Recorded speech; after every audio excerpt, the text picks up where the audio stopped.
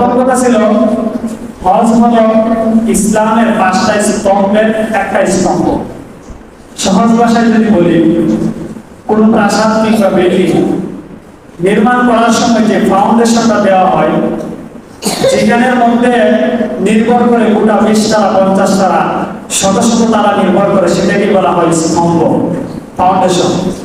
তো ইসলামের ফাউন্ডেশন হলো 5টি। এই ফাউন্ডেশন ইসলামের খুবই গুরুত্বপূর্ণ। একটা মুমিন হওয়ার জন্য এই ইসলামের বেসিক যে 5টা স্তম্ভ আছে সে ব্যাপারে ভালো ধারণা রাখতে হবে এবং পরিপূর্ণ ঈমান রাখতে হবে।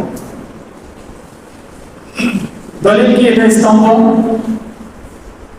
বুখারী শরীফের শুরুর দিকের হাদিস, 8 নম্বর হাদিস। উক্ত হাদিসের মধ্যে হাদিসটি বর্ণনা করেছেন আব্দুল্লাহ ইবনে ওমর রাদিয়াল্লাহু তাআলা আনহু।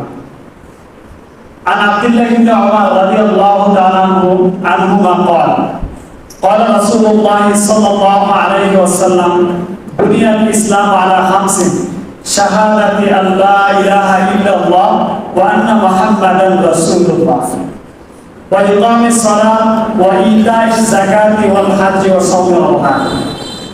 আব্দুল্লাহ ইবনে ওমর রাদিয়াল্লাহু তাআলা থেকে বর্ণিত, তিনি বলেন রাসূল সাল্লাল্লাহু আলাইহি ওয়াসাল্লাম বলেন ইসলামের ভিত্তি হলো 5টি। 1 নম্বর হলো আল্লাহ এবং তার রাসূলের উপর ঈমান আনয়ন করতে হবে। 2 নম্বর হলো সালাত কায়েম করতে হবে। 3 নম্বর হলো যাকাত দিতে হবে। 4 নম্বর হলো হজ করতে হবে। এই হজ হলো 4 নম্বরের ইসলামের স্তম্ভ। আর 5 নম্বর হলো রমজান মাসের সিয়াম সাধনা করতে হবে। তো আমরা জানলাম প্রাথমিক অবস্থায় হজ হলো ইসলামের 5টা স্তম্ভের একটা এবং 4 নম্বর স্থানে এটা বর্ণিত হয়েছে।